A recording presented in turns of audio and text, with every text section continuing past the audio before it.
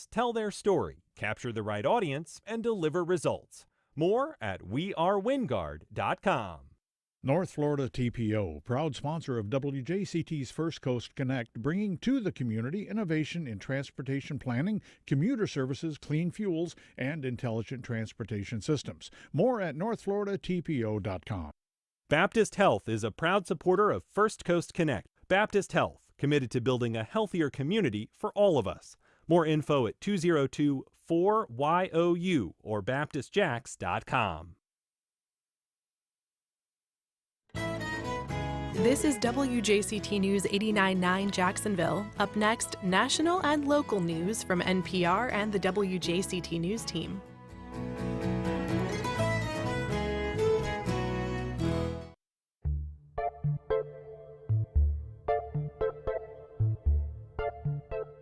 Good morning, I'm Ann Schindler, and this is First Coast Connect.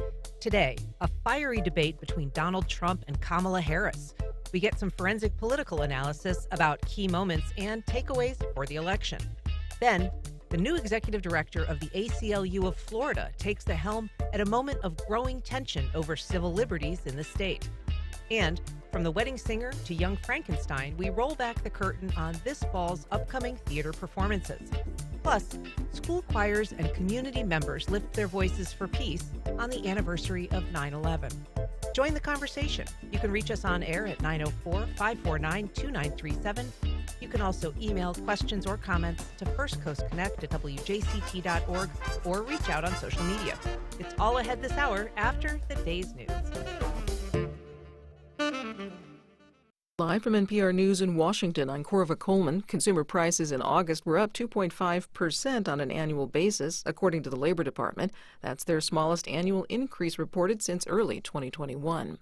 Former President Donald Trump and Vice President Kamala Harris debated for 90 minutes last night. Trump sought to paint Harris as a continuation of the Biden administration. Harris said it's time to turn the page on Trump. NPR's Tamara Keith reports they also sparred over the last presidential election. Nearly 4 years after Trump lost the 2020 election, debate moderator David Muir asked him about a recent interview where he had acknowledged losing by a whisker. Are you now acknowledging that you lost in 2020? No, I don't acknowledge that at all. But I you said did that say sarcastically. You know that. It was said, oh, we lost by a whisker. That was said sarcastically. Harris responded by saying it is a problem that Trump is confused about facts. Donald Trump was fired by 81 million people. So let's be clear about that. And clearly he is having a very difficult time processing that. Trump also falsely denied involvement in the January 6th insurrection, aimed at overturning the results of the 2020 election. Tamara Keith, NPR News. President Biden and Vice President Harris are attending memorial ceremonies in New York City this morning for 9/11 victims. It's the 23rd anniversary of the terror attacks. The two are standing with former President Donald Trump and Republican vice presidential candidate J.D. Vance. They're also joined by former Mayor Michael Bloomberg. Later today, both Biden and Harris will go to Shanksville, Pennsylvania, and then the Pentagon for memorial observances. Secretary of State Antony Blinken and his British counterpart David Lammy are in Ukraine's capital, Kyiv, on a joint visit. Philip Marks has more from London. The pair have warned of a Russian escalation and called this a, quote, critical moment to support Ukraine's armed forces amid repeated targeting of its electrical infrastructure as winter approaches. The joint visit to Kiev, Lammy said, is the first of its kind in a decade and demonstrated the strength of the commitment to Ukraine among Western allies as British leader Keir Starmer prepares for meetings later this week with President Biden in Washington. In London, Blinken announced new sanctions against Iran for sending ballistic missiles to Russia and also criticized Russian support from China and North Korea. He and Lammy said they'd listen to Ukraine's leaders about the kind of support the country needed. For NPR News, I'm Bill Marks. Louisiana is preparing for Hurricane Francine. It strengthened into a Category 1 storm last night. NPR's Giles Snyder reports it's expected to make landfall today. Forecasters say Hurricane Francine is powering up over warmer than usual water in the Gulf of Mexico. Oil and gas companies have suspended production in the Gulf as Louisianans seek shelter inland. Others have been filling sandbags to protect against flooding. Forecasters say the storm will kick up potentially life-threatening storm surge and damaging winds. NPR's Giles Snyder reporting. This is NPR.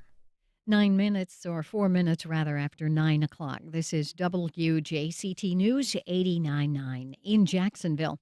In remembrance of the 9/11 terrorist attacks, flags in Florida will be lowered to half-staff from sunrise to sunset today.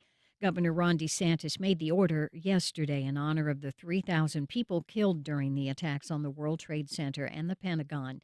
That was 23 years ago. The Osceola County School Board last night decided against forming a committee that would have come up with rules around allowing chaplains in schools there. Danielle Pryor reports. Board member John Arguello, who supports the measure, says he plans on bringing up the school chaplaincy program for a third time at the next meeting. Dozens spoke both for and against the program during public comment. The fact is, if your child, I have 5 kids, if one of my kids wanted to see a chaplain, they'd have to ask me for permission. I'd provide them a permission, and then they'd have an appointment. They already do that. They don't miss any school that they would. What's the difference between meeting with a chaplain and a guidance counselor? Of the more than 70 school districts across the state, Miami-Dade County is the only one to implement a program. The law allowing chaplains to act as school counselors took effect July 1st. In Orlando, I'm Danielle Pryor. Here in downtown Jacksonville, we have steady rain this hour at 78 degrees. Showers and thunderstorms persist throughout the day, a high near 82. It's going to be breezy from the east, mid-70s tonight, still cloudy with rain, and tomorrow we have a 60% chance of storms. Support for NPR comes from NPR stations. Other contributors include Americans United for Separation of Church and State. For more than 75 years, AU has supported freedom without favor and equality without exception. Learn more at au.org/NPR.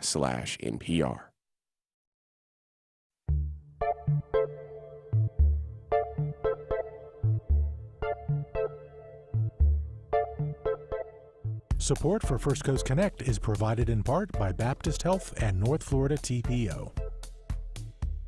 Good morning. I'm Ann Schindler, and this is First Coast Connect. Today, a contentious debate sharpens differences in the race for president. We take a close look at how the rhetoric will shape the road ahead. Later in the program, an interview with the new head of Florida's ACLU and a preview of the fall theater season on the First Coast. But first, a combative debate last night in Philadelphia between Donald Trump and Kamala Harris. To help us process the debate's takeaways, we're joined by Sean Frieder, Assistant Professor of Political Science and Public Administration at the University of North Florida. Welcome. Thanks for having me. Great to have you, Sean. What is your personal headline from last night's debate? I think you could summarize it as Harris gets under Trump's skin. That was her strategy, and I think it seems like she pulled that off. So you, thank you for coming in early. You had to stay up late to watch this debate. It seems that Republicans this morning and kind of last night chewing over what happened were in somewhat agreement that Donald Trump did not perform as well as Kamala Harris.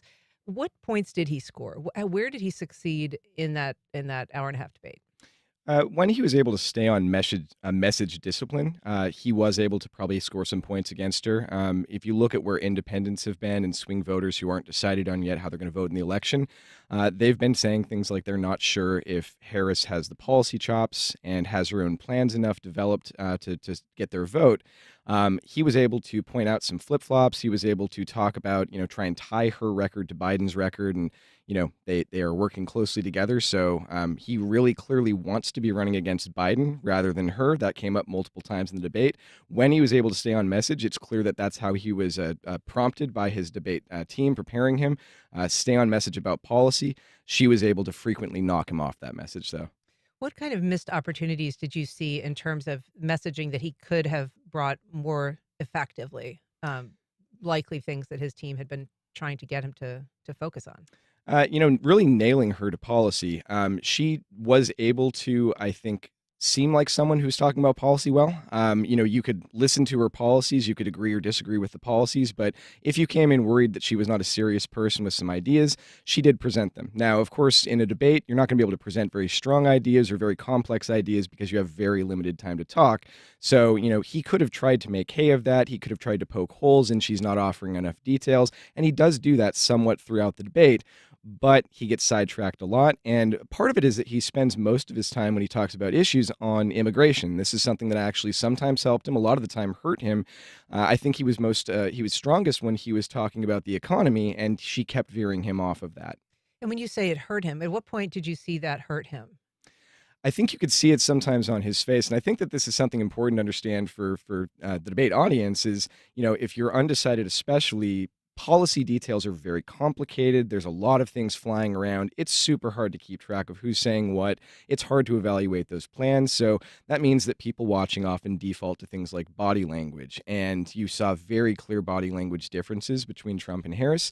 Trump was staring straight forward most of the time, pursing his lips, and she was actively looking at him the whole time. So there was a little bit more of a sense that she was going after him actively, and you could see that in his face. There were certain words she used that she was probably trained to use by her debate preppers, like weak and being laughed at, and things that, would get under his skin, talking about crowd sizes. And every single time she would say something like that, you'd see him visibly wince. And when he had time to respond, he had an opportunity to go after substance, and instead he would defend things like crowd sizes, his intelligence, etc. Yeah, and so you think that that was a strategy that she was prepped for, specifically needling the president or trying to bait him into responding to things that might appeal to his ego? I think so. I think, you try and come in with a singular message that you try and say about your own campaign. You try and have a singular message you say about the other campaign. And for Harris, I think the obvious move, and this has been the case for most of his opponents, is to make this a debate about character, not necessarily about policy. And so knowing that you can get under his skin with certain things that he cares about and most of the rest of the audience doesn't necessarily care about, that's a sure way to be able to knock him off his game. And I think, she was prepped to repeatedly do that. Every single time she tried it, it seemed to work to me. We're talking about last night's debate, and a little bit we're going to be talking to the new head of Florida's ACLU. We're also taking your calls and questions. You can reach us at 904-549-2937, or you can email us at firstcoastconnect@wjct.org. We have a call from our friend Stanley on the north side. Good morning, Stanley. Yes, good morning. Good morning. Especially to you. I am impressed by the VP, Miss Harris. She did a fantastic job, and she represented the country very well. I disagree with the guest here on quite a few things. Trump messed up himself. His track record speaks for itself. Why we are not talking about his track record? He have destroyed this country here. I'm talking about as far as bringing us together. Thank you. Thank you, Stanley. There was a lot of discussion last night in the debate about, the legacy of Donald Trump. He said, that things have kind of gone to hell in a handbasket since he left office in the last 3.5 years. She talked about him, tearing at the fabric of the nation in terms of, the way that his policies have impacted the people of the United States. Yeah, I mean, this is a debate that we've seemingly gone back and forth on a lot. When this was Biden versus Trump, we had conversations of how do we bring the country back together? How do we create unity? It's really difficult to create unity in a country that's this polarized. And, I think she was trying to show not just that this was about his character, but also this was about her character, that she had her policy ideas, but at the same time, if you're looking for someone with a message to move forward, a message of hope, this is someone that you'd vote for rather than him. And she was trying to, magnify his anger. And for what it's worth, I agree with what your caller said. It's sort of his record that really there should be a referendum on. It's very difficult to pin him down to that record. Trump has been very successful in the last 8 years in trying to make things about other people. And I think that, you need some active work to make that back about him. And so getting under his skin is a way to do that. They did try a couple of times to ask him if he would have done anything differently on January 6th, and that was a question that he didn't answer. Yeah, there were multiple moments where they tried to get him to just pin down on simple yes and no questions. Your actions on January 6th. Do you want Ukraine to win this war? How are you with European allies? And even on foreign policy there were some pretty shocking responses from him. Asked about allies, he spent a lot of time talking about Viktor Orban, of all people. And, you'd think you'd talk about our real allies in the UK, France, Germany, all of our typical strong ally countries. And he talked about the one that has something closest to a Putin-like dictator in it. So these debates, often the narrative is shaped, in the hours after. How do you think it is being parlayed? I mean, a lot of people don't watch these debates, and the information that they get is ultimately through the lens of other reporters or social media. How do you think it's coalescing? Yeah, I think that's an extremely important point. As you say, the people watching the debate are usually already people that have chosen a team, and they're watching as a bit of a sporting match. There's some undecided voters watching, but if there's undecided voters out there, there's many more people that will wake up the next day. They'll listen to shows like this. They'll read the headlines. And so in order for a debate to really have a long-term impact, we see in political science research, most debates don't actually impact the outcome of the election very much. In order to do that, you have to have a clear differential. The headlines the next day have to read one candidate clearly won, the other one clearly lost. And I think you can see from some of the spin alley stuff that happened after the debate, if you have Republicans kind of begrudgingly talking about Trump being off message, you are sending a pretty clear signal that you think your side didn't do that well. We look at flash polls of undecided voters watching the day after, and I think it was 67% saying that Harris was the winner of that debate, and that was actually a group that was more Republican than Democrat. So that shows that amongst undecided voters, even for people that ostensibly would be more likely to vote for Trump, he seems to have put himself at a disadvantage last night. So there was a news that came after this debate last night of this endorsement from Taylor Swift. Obviously, that's outside the scope of the debate, but how do you think that's going to play into the residue of this debate itself, kind of taken as a whole, her relatively competent performance, followed by what is a pretty big endorsement, at least among young people? Yeah, it's a 1-2 punch. I mean, this is clearly not the case that Taylor Swift was watching the debate and then impromptu decided to endorse Harris. She had a statement prepared. This was ready to launch right after the debate, I think, especially if it was a successful debate for Harris, which it was. Listeners may or may not be happy to hear this, but I actually think, the debate probably has less of an effect than a Taylor Swift endorsement. We're talking about this is going to be interesting and important to young people, to young women in particular, and these are groups that turn out in relatively low numbers compared to older people, and these are groups that vote overwhelmingly for Democratic candidates. So if Taylor Swift is able to actually get even a slight change in voter turnout amongst the youth, that could be a decisive factor in states that are very close. So within hours, Kamala Harris was saying she's ready for another debate. Trump sort of maybe coolly accepting or perhaps not. Do you expect that there will be another debate, or is this it? This could be it. I think it's really dangerous for a presidential candidate to turn down the offer for another debate. You don't want to be seen as weak, ducking out. If he were to be turning down a second debate, I think it would be spun from his side as it's impossible for us to get fair debate moderators. But I think that a lot of the public watching would see someone that, they're used to watching 3 or 4 debates during election season. It's already unusual that we're maybe just having the one. Given an opportunity to say yes to a second one, I think he should, but I don't necessarily know that he will. Well, Sean Frieder, thanks so much for coming on the program for the hard turn overnight. We appreciate you being here and telling us about the debate. Thanks again for having me. Civil liberties are increasingly in the headlines in Florida, from book bans to free speech in the classroom. At the moment, the Florida branch of the American Civil Liberties Union is welcoming a new executive director, and she joins me now. Welcome, Bacardi Jackson. Thank you so much. It's a pleasure to be here. It's a pleasure to have you. So you have an interesting personal backstory, and I want to get to that. But first, define for us, for people who don't know, what are civil liberties and what's threatening them in Florida as you see it? Civil liberties are the rights that are guaranteed by our Constitution. And the ACLU is the organization that protects civil liberties and protects our Constitution. So critically important that we all pay attention to the things that are happening in the state. And some of the threats that we are seeing are things that you just mentioned, such as book bans, censorship in our educational institutions. We are seeing an attack on women's rights to control their own bodies. We are seeing attacks on immigrants, attacks on LGBTQ people. So there are lots of things that have been happening on the front lines of the work that we have to do to protect civil liberties in Florida. And how much of the national debate of civil liberties and the work of the ACLU nationally, how much of that oxygen is being drawn into Florida right now in these debates? It just seems like we're making headlines nationally almost every other week. It is interesting because there are so many eyes on Florida, and in part because Florida is a state where we have seen lots of bad ideas being experimented here. I think because there has been a lock on at the executive, judicial, and the legislative branches in terms of people who have been attacking civil liberties, people are really aware of the fact that many things can brew here that then spread across the nation. And so we have certainly had much help from our national office in terms of some of the litigation that we have had to bring in order to protect civil liberties. We have had other affiliates around the country who have said, how can we come and help?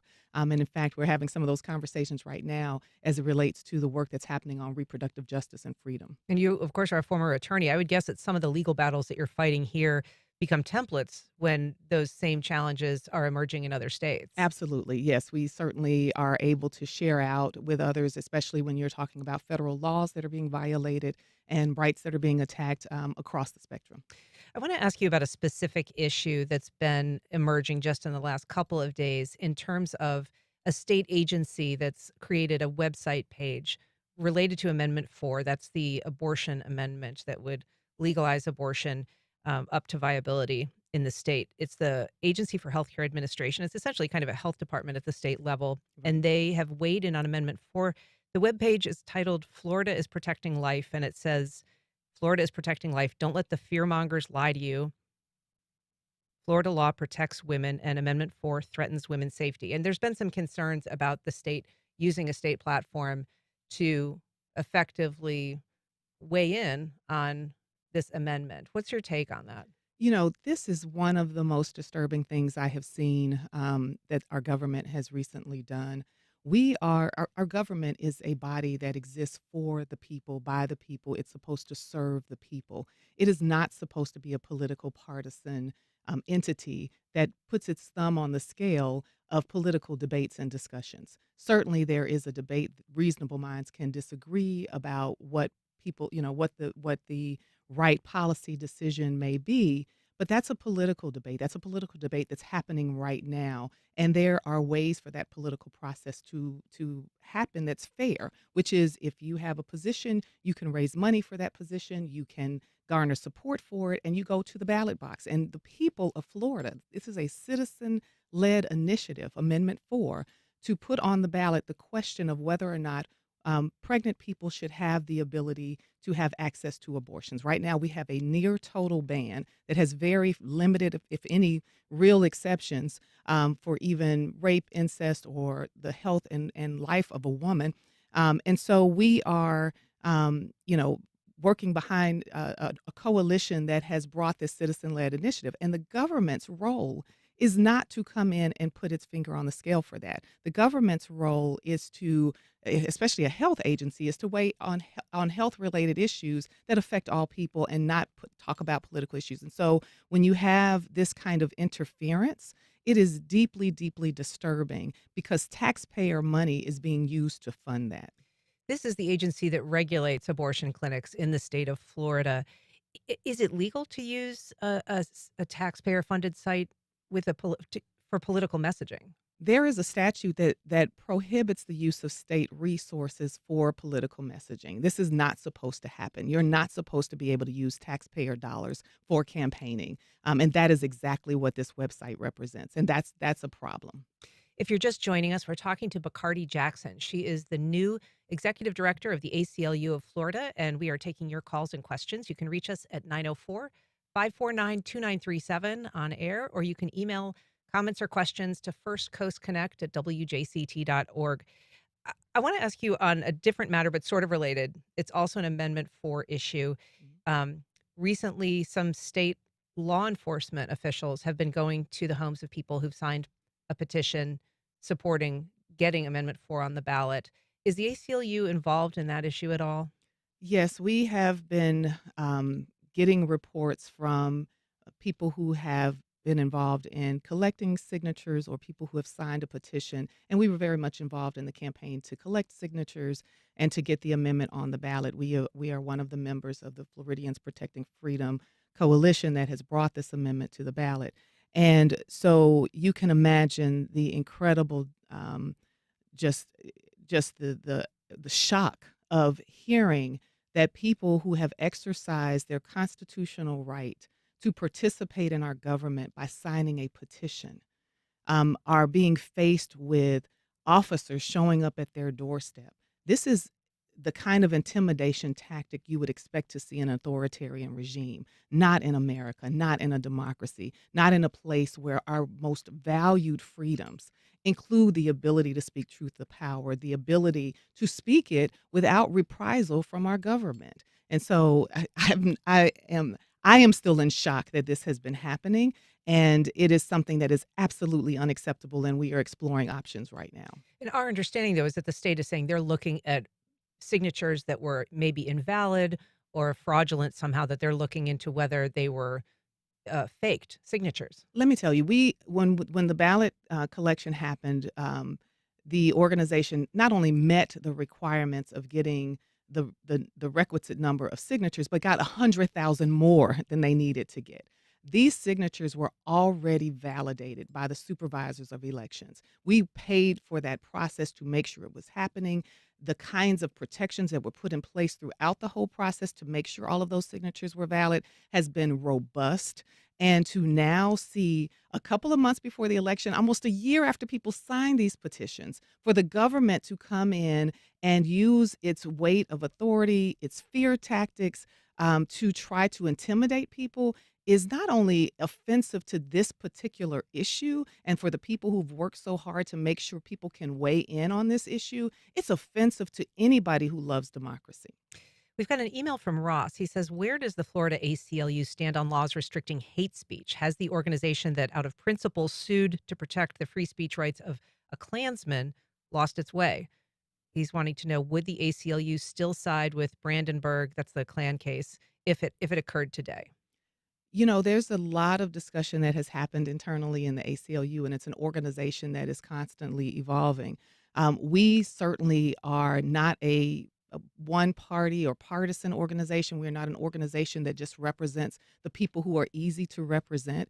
We represent the Constitution. And if anyone's rights are being violated, we certainly will look into stepping into protecting those rights.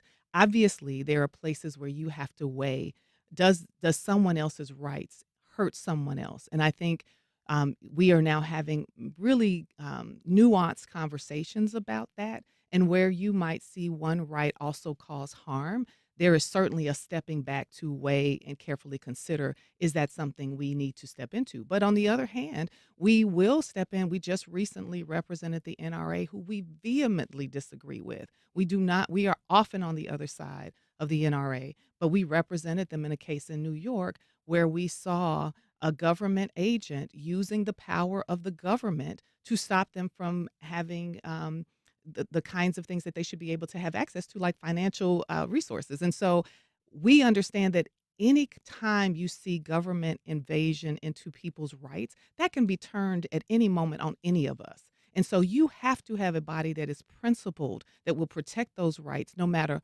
who is the plaintiff. We've got a call from Ed in Orange Park. Good morning, Ed. Go ahead. Good morning. Well, I believe the American people are really, most of us are rather reasonable. They don't like extremes in anything.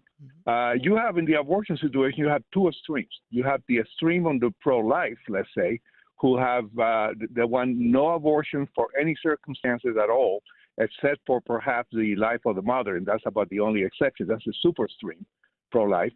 And you have the pro-choice or pro-abortion who wants literally no limit up to the moment of birth, the 9 months, for any reason. There's no limitation. Most people don't agree with those extremes.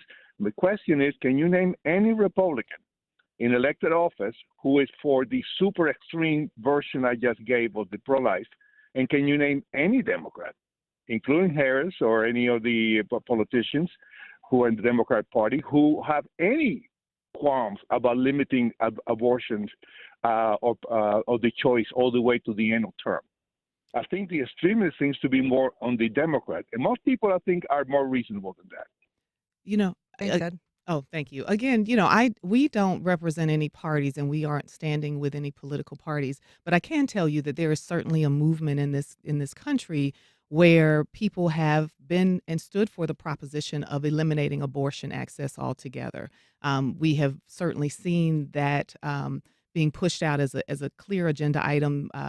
Certainly, former President Donald Trump, his goal was to stack the Supreme Court with people who would overturn Roe v. Wade. I do not know anyone that I have ever heard or met in my entire life who has ever believed that you can have an abortion up to and through birth or after birth, as I think was suggested in the debate last night. I have never, ever heard anyone express that. We existed under Roe v. Wade for decades. I mean, many, many decades with the concept of viability. And that is a concept that a child could live outside of the womb. And so without question, I have never, ever seen anyone suggest that abortions should go up into birth. So I'm not aware of anyone articulating that extreme or anyone holding that position. And that's certainly not the position of Amendment 4. I mean, Amendment 4 allows for abortion up to the point of viability, but it does have language that says, if there is a decision made by a doctor, a physician, someone who's advising a woman medically, that could go beyond that. And it doesn't spell out a specific time frame or limit. Right. And the reason for that is none of the rest of us are experts about that. And we believe that the decision, and it's a very difficult decision that pregnant people are put in a position to make, as to whether or not to have an abortion, is a decision that should be made by experts, by medical experts, by people who know if there is something that can harm life. If you are for life, you should be for the life of the mother of the child as well. And if there is a possibility that a pregnancy could harm that life, that should be concerning. And so we don't believe that is a decision that government should make. And the ban that exists right now is the government making that decision. And it cuts out the pregnant person. It cuts out the doctor and the medical expert to make that decision. We've got a call from Jason in San Marco. Good morning, Jason. Go ahead. Hey, good morning. I'm in my car driving. I hope you can hear me. What a fantastic in-studio guest. She's intelligent and she's articulate, and I would like to say that is the opposite of our governor. I want to point out the irony of driving into Florida from Georgia, where you see "Welcome to the Free State of Florida" signs. That is a sick and twisted way of looking at things here. I also want to say that if you're a gun owner in Florida, the Republicans will bend over backwards to do anything you want. But if you're a pregnant woman, they literally will abandon you, or they'll take a truck, run over you, and then back up. It is sad. I truly hope, as a white male, that the women of this country stand up for their rights and turn this tide of tyranny away, reject people like Rick Scott, and make the right decision when this election comes up. Thank you for taking my call. Thanks, Jason. I want to ask you, the ACLU, as you say, is designed to be nonpartisan, is by its posture nonpartisan. Is that getting harder in the current climate? I don't think so. What's really interesting, well, one of the things that has been interesting to me, and before I joined the ACLU, I was with the Southern Poverty Law Center, and I spent quite a bit of time in Tallahassee. And one of the things that was really interesting to me is that I have witnessed and been part of conversations with Republicans who have come up and said they agree with the position that I was advocating for, but did not feel they had the freedom to say that and could not say it, and encouraged me to continue fighting for the position. And it is a sad day to me that whatever party you're in, you don't feel you have the freedom to believe and say out loud your principles because partisan politics gets in the way of that. So I think we should really be questioning and looking at what are the tactics that people are using right now. Whether you're a Republican, Democrat, Independent, you should not be afraid to stand up and say what you principally believe or to stand up for the law that you know is right. And so that's what's very disturbing to me right now. Although I think, to be fair, both parties have a long and rich history of kind of whipping their folk into line and not necessarily allowing for people to speak out individually and wanting them to tote the party line. Certainly there are talking points, and certainly there are, and I actually at one point in my life worked on the Hill in Congress. Certainly I have seen both parties actively give people talking points, state their expectations. That's why you have what's literally called a party whip, to whip people into voting for certain positions. But what I have seen here has been a different kind of thing. What concerns me now is there's a real fear. Sometimes I have heard people express a fear for their actual safety, a fear of, not just their own political position going away. Like, certainly, if you step out of line with a party, you may not get funding from that party and you may lose your election. That's one kind of fear. But the kind of fear that says we're going to come after you and personally excoriate you, and we're going to bring charges against you, or we're going to come for your family. Like, these are the kinds of things we are seeing right now. And that deeply, deeply disturbs me. That's not the nation I expect America to be. That's not the kind of democracy I want to see my children inherit. We've got a call from Tim in Orange Park. Good morning, Tim. Good morning. Good morning. How are you folks today? Terrific. Good. So it seems that there's a misunderstanding. Pro-life people, not all of them, but many of them think that, once the kid is born, then that's the end of it. That seems to me to be pro-birth. Pro-life, life starts at the beginning, after birth, and then, children have to be taken care of, schooled, medical, dental, clothes, fed. And so, if you're pro-life, are you willing to pay the extra taxes in order to make all that happen, to make sure that children are brought up properly? And that's about the size of it. Thank you very much. Thanks, Tim. Of course, that's always been a talking point. I think that, there maybe isn't enough attention paid to what happens after birth. I can't thank this caller enough for that comment, because one of the things that strikes me as incredibly ironic is just this past summer, our governor declined funding from the federal government to feed children.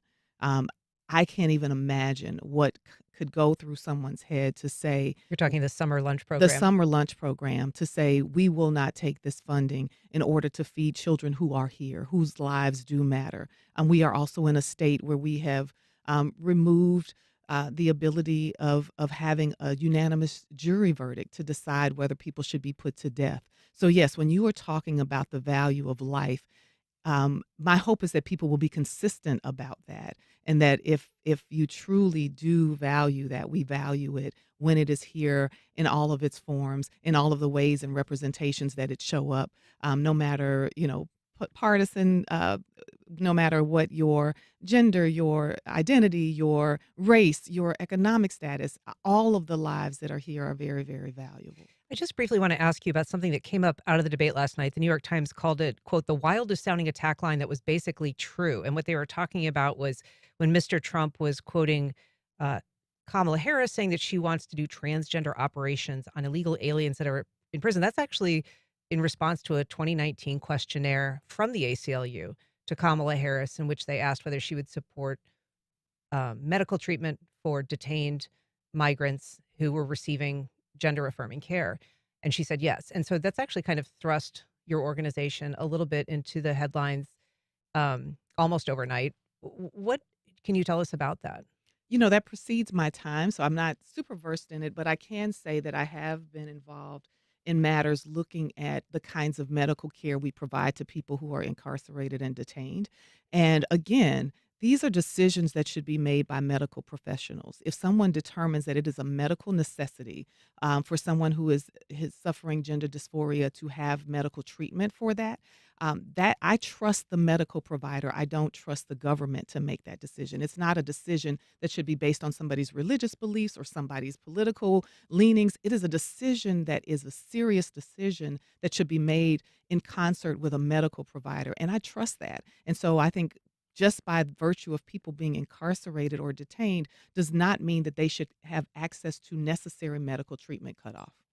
Bacardi Jackson, it's great talking to you. I hope that we are able to have you back in the coming months as you get your legs under you as the new executive director and continue your work. But we appreciate it. It was a great conversation. Oh, it was so wonderful to be here. Thank you for inviting me to be on the show. Welcome back. This year, from classics like Gypsy and Mary Poppins to quirky movie adaptations like The Wedding Singer and Young Frankenstein, the Northeast Florida theater season is really running the gamut. And here to walk us down the aisle to our seats is local theater guru Ray Hollister. He's also WJCT's digital media director and creator of the JaxPlays website. Hey, Ray. Good morning. Thanks for coming in. Absolutely. Thank you for having me. So there is an enormous amount to digest this So theater much. season. But I want to start by talking about your site because it Sure. really does create a solution to a problem that you were experiencing. I think many of us were Yep. experiencing, looking for a curated place to absorb Right. what's out there in the theater world.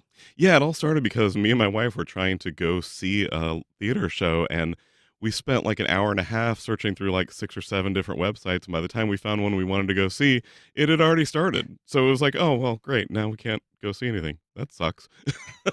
So I started putting together this site where you can go and find all of the live theater that's happening in all of Northeast Florida and Southeast Georgia, all in one place with a comprehensive live theater calendar. You can see everything all at once.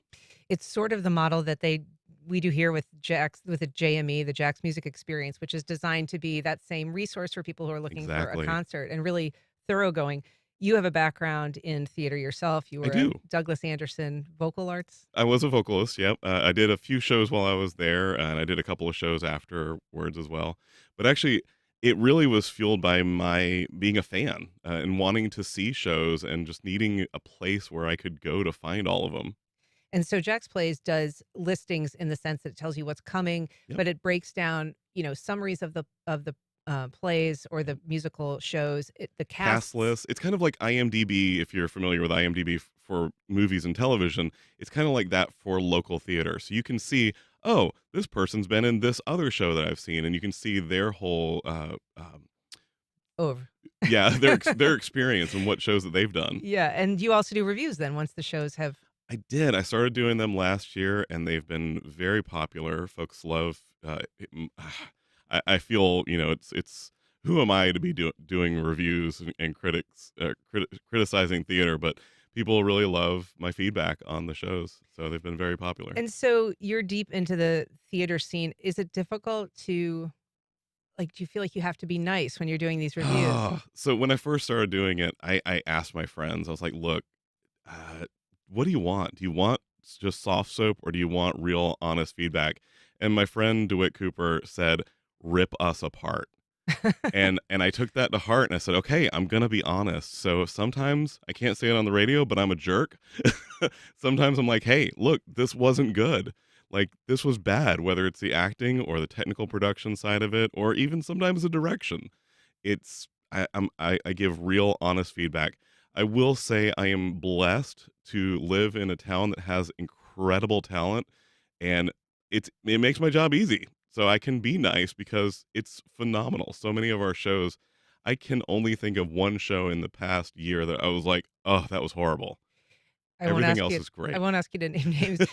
But for people, where are these theaters? You really cover a footprint that goes all the We way do. from like St. Augustine up to St. Georgia. Augustine to St. Mary's, Okay. the whole 40-mile radius from downtown Jacksonville. So we have 30 companies doing productions currently that are currently active, and that includes professional, collegiate, and community theaters.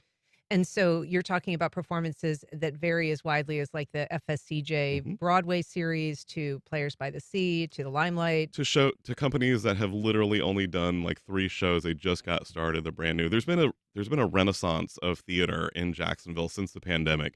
I think we were all just so caught up in our homes, and we just wanted to get out and see more shows. So there's new companies popping up, and so we cover them there too because they're doing great work. So there are some theaters that have announced their season. There's some that have not. So why don't you give us a little broad view of where we are in terms of the shows that are online? Sure. So FSCJ, Theater Jax, All Beaches Experimental Theater, and a handful of others. They've all announced their shows for the year. Right now, I gotta say, there's a show on stage right now that I've got to mention, which is Gypsy at the Alhambra Theater. Full disclosure, of course, they support WJCT, but I absolutely love this show. Lisa Valdini Booth is just phenomenal as Rose, and Logan Cheatham is amazing as Luis. It is a fantastic show. Highly recommend that one. And that's a classic, of course. It's about a famous real life stripper. Real life. Gypsy Rose Lee. Yep. Yeah. I can't remember the term for it. It just slipped out of my head. But yes, basically a stripper. And it is the story from her mother's perspective of what she went through to put her children into vaudeville and into burlesque. Kind of the show. ultimate stage mom. Exactly. Yeah. Yeah. It's a fantastic show. Excellent. But coming up at Theater Jacksonville, we've got Driving Miss Daisy that actually opens up this week. Amazing cast on this. They're a little not quite the right ages, but knowing these actors, they're going to be phenomenal. Alec Hayden as Booley, Jen Mercer as Daisy, and Eugene Lindsay as Hoke. They're going to be incredible. I'm really looking forward to that. And Lindsay Curry's directing that one. Also, The Revolutionists, which I know you had the cast on just recently. That's opening up this week out at Players by the Sea. I won't get into all that because you talked about it on the show. So, listeners, check out the episode from First Coast Connect from Friday. It's actually embedded at JaxPlays.org on our site. Excellent. Thank you for that. Appreciate that. Bright Star at Limelight Theater. So tell us about this, because I wasn't actually familiar with the name. This is Steve Martin's, I'm going to say it, this is his masterpiece. This is one of my favorite shows. It's a bluegrass musical, which, if you don't know, Steve Martin, the comedian, also plays bluegrass. What am I talking about? You guys listen to NPR. You know that Steve Martin plays bluegrass. This is an amazing show centered out of North Carolina and the Appalachian Mountains, and it has an incredible cast. Emily Lade as Margot, Chad Boyd as Billy Kane, and Maggie Cox as Alice Murphy, and it's directed by Sherry Province. I am super looking forward to this one. That is, I think, going to be, I won't say it's going to be my favorite, because it's like picking your favorite kid, You just, there's so many shows. You can't do that? No, you're not supposed to. Another great one is Bakersfield Mist at a classic theater, also in St. Augustine. This is a two-person play about unemployed bartender who thinks she's found a Jackson Pollock painting at a thrift store. Oh. And Lionel, an art expert from New York, flies down to her trailer park to appraise this, and, hijinks ensue at that point. This has got Michael Lipp and Nancy Grote, so that's going to be really fun. You mentioned The Wedding Singer at the Alhambra. Yeah. I am super looking forward to this one as well, because I absolutely love the movie. It basically follows the same plot, the same music, all that. It's comfort food. It's just going to be great. And of course, it's at the Alhambra, so there will be food. Yeah, that's right. Comfort food and actual dining. Nice. I see it. We'll see. What about the Young Frankenstein? Because I was curious about that too. It seems like there's so many stage adaptations of favorite. This Mel Brooks movie is, of course, a cult classic. Yeah, that is at the Spotlight Event Center out in Fleming Island. I don't know much about it because I haven't gotten out to Spotlight Event Center. I'm ashamed of that because I'm trying to cover all the theaters in the area. But I'm looking forward to that one as well. It looks really interesting. So if folks are interested, they can actually subscribe to JaxPlays. Is that right? And that they get then emails shot to them. Our weekly newsletter. Yep. JaxPlays.org. Yeah. It's a amazingly thriving community, and I think it's really cool that you're helping to bring it all together in a place people can find it. Thank you so much. Yeah. Well, Ray Hollister, we will check in with you later in the theater season. Sounds great. All right. Up next, a peace concert commemorating the 23rd anniversary today of the... The Museum of Science and History is hosting Lives Eliminated, Dreams Illuminated, a new exhibition from August 30th through February 2nd. Open to the public 6 days a week. themosh.org for more information. Scenic Jacksonville presents the annual Great Cities Symposium on October 10th. Speaker Carol Coletta has led the transformation of downtowns, parks, and riverfronts across the U.S., from Memphis to Chicago. Join the community conversation. Tickets available at scenicjacksonville.org. On the next Fresh Air, how Elon Musk acquired Twitter and went on to retweet conspiracy theories, allow more hate speech, order massive layoffs, and lose many advertisers and Twitter users. Now, Trump wants Musk to lead an efficiency commission. We talked to 2 New York Times tech reporters who wrote a new book about Musk and Twitter. Join us. Today at noon on WJCT News 89.9. Mexico could soon become the world's first country to elect every single one of its judges, including all the way to the Mexican Supreme Court. We want to strengthen the judiciary. It is false that we want to minimize it. How much stronger can a judicial power be if the and thoughtful preparation, and for the past 23 years, the Jacksonville Sister Cities Association has been doing just that. Here to tell us about this year's peace concert is Mario DeCunto. He's the vice president of Jacksonville Sister City Association, Bahia Blanca. Tell me what that is. Bahia Blanca, yes, that's the city, our first sister city in Jacksonville, and it is a pleasure. And thank you for having us here today. Delighted to have you. Cindy Robinson is also here, president of the Jacksonville Sister Cities Association. Hey, Cindy. Hi, thank you for having us. So putting together this event must be sort of emotionally taxing. What brought you to this work in the first place? Well, as a nation, we know that it's important to remember these events. And our mission as Jacksonville Sister Cities is bringing peace through people. And so we felt like it was a very appropriate way for us to not only honor what had happened and the people that had lost their lives, but also just bring that tone of peace back into our city. Tell us about the Sister Cities Association. I mean, I think we kind of get what it is, intuitively, but tell us what it means to form a sister city. How is that done? How are the cities chosen? Well, it's really a mayor-to-mayor collaboration where we have dedicated people here in Jacksonville that also find like-minded people in another country like Bahia Blanca or Changwon, South Korea, the different areas all around the countries. And so we have 8 sister cities and 3 friendship cities all around the world.